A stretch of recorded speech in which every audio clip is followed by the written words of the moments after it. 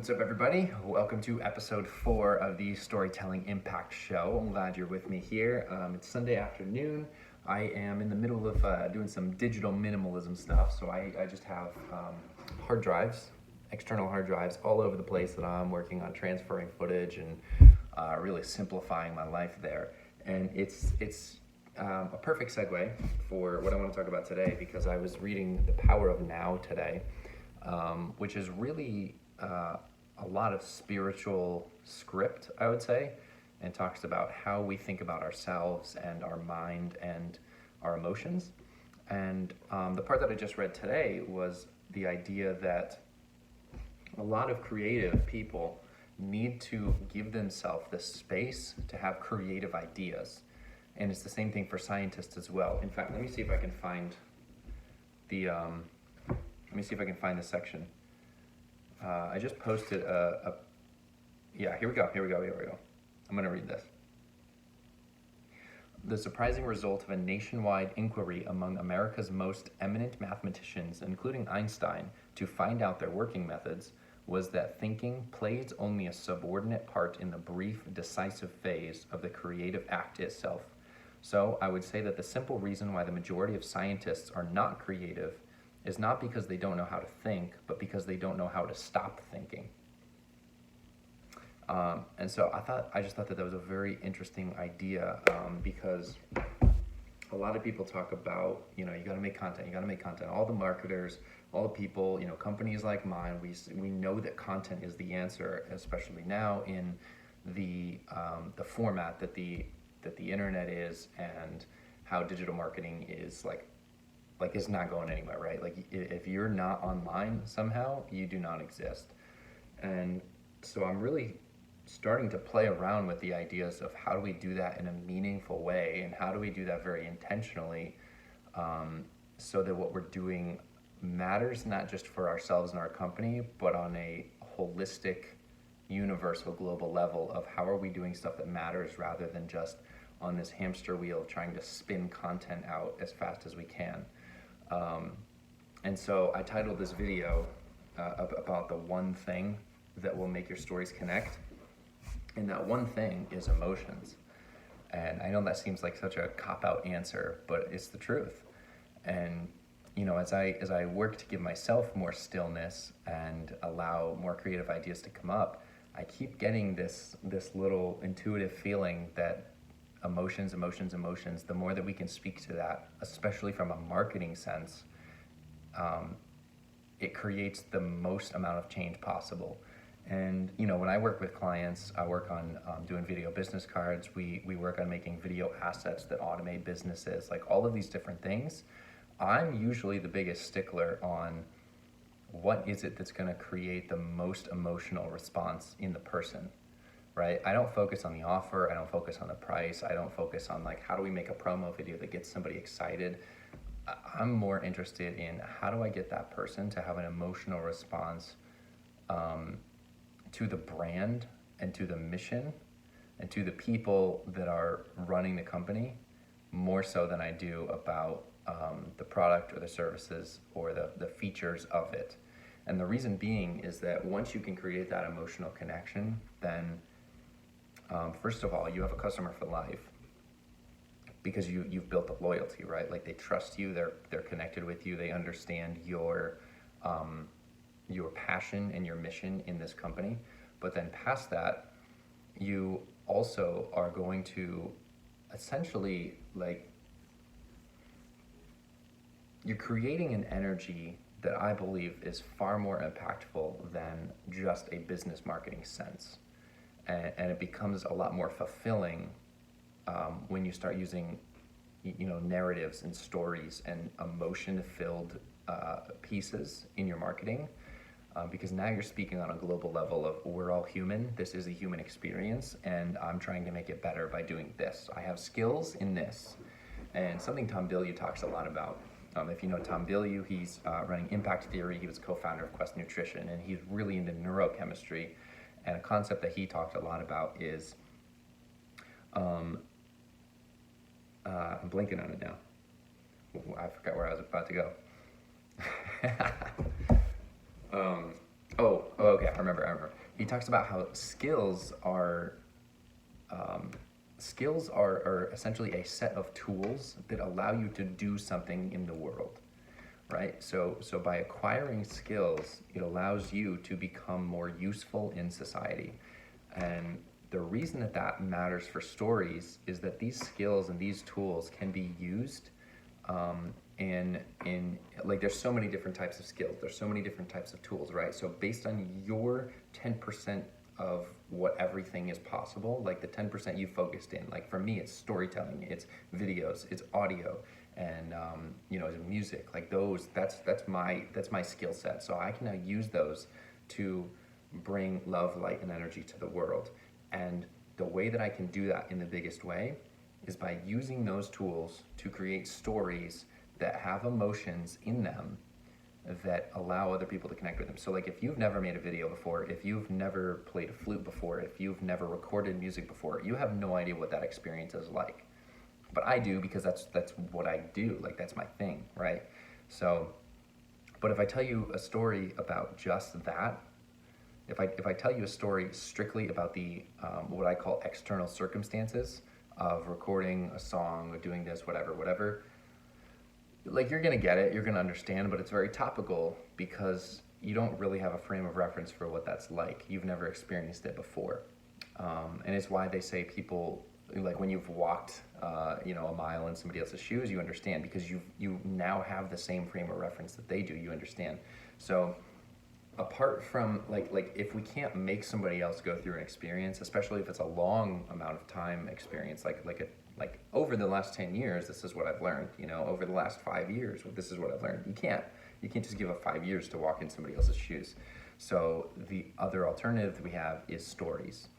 And we use stories in a specific way that includes the emotions, and then the emotion is the internal, universal aspect that we all have experience with.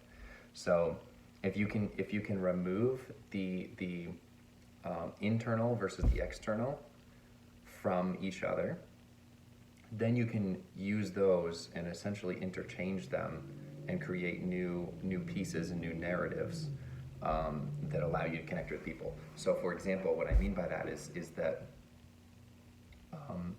if I want to tell you a story about what it's like to record music and what it's like to have to do 50,000 takes, and not actually 50,000, like 50 to 60 maybe sometimes, and you've never experienced that, what I can talk about is how I'm excited in the beginning, and I'm a little bit nervous because I know it's going to be difficult, and I had to play this really hard passage, and I'd been practicing it, but I still wasn't sure if I was going to get it, and I was nervous because when you're in the recording studio, it's like everybody can hear you in such detail, and it's like this microscope is just sitting there on you saying like, don't mess up, don't mess up, don't mess up.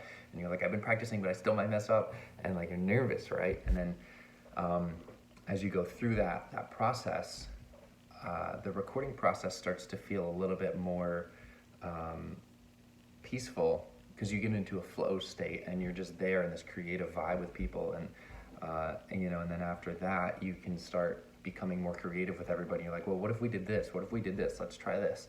Let's change this over here. Let's add a harmony. Let's do this. And you're like, dang, like this is actually really exciting. Like I'm really liking this right now. And so I'm not going to keep going, but essentially what I did is I walked you through the process of the external circumstances of I was going to record a song, I was practicing this, and then we got to the recording studio and I played it, and then I was working with other people, and then here we are. That's the external circumstances. The internal circumstances, essentially the emotions that I included in that, was I was really excited, but I was definitely a little bit nervous. And then as time went on, because we experience everything in a linear fashion, right? So we have to speak in terms of time and the process of something. So I was nervous, and then I was a little bit excited, and I didn't want to mess up. And then it became peaceful, and then it became creative, like energized and exciting. And so that emotional journey is going to be far easier for people to connect to if they've never recorded music than the actual external journey of recording the actual music. So when you include that emotional journey, it's easier for people to follow you and relate that to a similar time that maybe they've had, or a similar emotion that they've experienced that matches what you went through. So, for example, maybe I've never spoken on stage before. Not really. I sort of have, but not really. So at the time of recording this, that probably will have changed if you're watching this years from now. But at the time of recording this, I've never spoken on stage, so I don't know what that's like. But I imagine that that could be a very similar response. So if a speaker was listening to me talk about recording flute, then maybe they'd say, oh yeah, I actually felt the same thing right before I went on stage. I was like very nervous and I was practicing, but I was excited. And then at first it was just, there was just so much stuff going on at once. And then as I was on stage for longer and longer, I started settling into it, and it was a lot more peaceful. And then, I got into this flow state and I was energized. So the emotional journey of that is almost the exact same, right? And I imagine that would be what it's like. I don't know. But so now the speaker and I, even though we have two totally different external circumstances going on, we now are vibing with each other because we've had the same emotional response. So it'd be like, hey, I know what that's like. I know what that's like. I know what that's like. And it allows us to empathize with each other and connect and create deeper relationships just because we've experienced the same emotion. So that allows you to have the quickest connection and build loyalty and trust because there's something about, I'd like to do some research about this. There's something about that when you have experienced the same emotions as somebody else and you're willing to talk about it and bring somebody along that journey with you, the process of relating to them, you like them more, sort of. You like them more and you trust them more and you feel like you know them because now you know a piece of their life. So it's something to try, right? Like I've been talking for almost 12 minutes now on this episode. And, if you've watched this far, obviously you're interested in this. I'm definitely going to be doing some more research into this, and I'm really excited to dive more into this and see how this relates to what I'm talking about, especially for the narrative-based marketing, because they talk about how the only three emotions that do not have opposites are love, joy, and peace. And so they're definitely taking it from a more spiritual side of this, about how love, joy, and peace are actually separate from the duality of the human experience, right? So that they're saying that there's a spiritual interaction there, where it's separated from the human experience, almost like it's more the universal being, whether you want to call it God, the universe, source energy, whatever. Those are the three emotions, and so whether that's true or not, I think you should experiment with it. So if you can turn your marketing message into one that speaks towards love, joy, and peace, it'd be interesting to see what results you get. I'll see if I can come up with an example for you so that this actually becomes tangible for you. If I'm going to say, let's say this is perfect. So there's this plant. Hang on. Okay, so I have this plant, right? Let's say that I want to sell this plant. If I want to sell this plant, first of all, I have to know who I'm selling it to, right? So all of the normal marketing stuff still applies. But instead of saying this plant's awesome, it's going to give off oxygen, it's really pretty, and it's beautiful, instead what I could say is, this is my desk space, right? So you're sitting there, boom. So this is my desk over here, okay? It's a black desk. If I want to sell to that market, how I could include the emotion just in a very simple thing without going into a full-blown story is saying, do you want to love your office more? That was one of the three emotions, right? Love, joy, and peace is what this book talked about. And so whether you agree with the whole spiritual side of this or not, it's more about you should just hold space to experiment with things and keep an open mind about it. So if I take this to be true, love, joy, and peace, all right, let me try it. Can I find ways to love the office space that I'm in, right? That becomes a thing. And then you can start using language triggers after that, whether it's in video or whatever, language triggers that speak towards certain types of people. And there's a podcast episode I listened on this, so I don't remember all of it. I'll see if I can find it and maybe link it here. But it's the idea is that, like, if the pitch is buying the plant will make you love your office space more, then that's the core idea. Then there's different language things that we can use to approach that. So there's you can move towards that love, right? Or you can move away from the pain that you currently have. So it's like, you could use a statement, love your office more. And you're selling the plant, right? Like, love your office space more. Then you could say, you could use it as an option, right? Like, this is good for people like me who like to make their own decisions and don't want people to tell them what to do. So instead of saying love your office more, then you can say want to love your office more. Like, do you want to love your office more?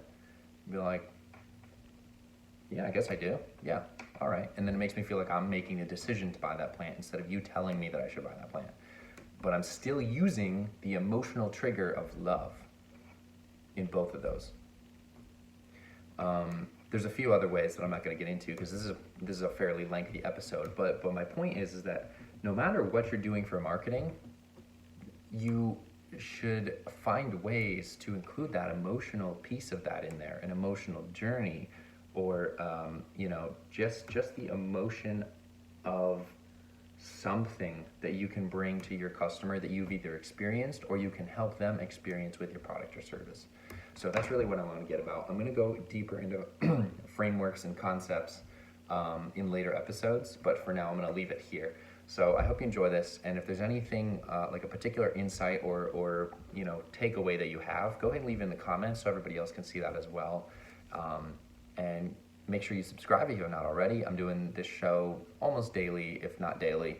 So there's going to be like new tips, new insights, new ways to use narrative-based marketing and storytelling for your business. If you're creative, you're going to figure out how to connect with people better, all of that. So I appreciate you, and I'll talk to you in the next episode. Peace.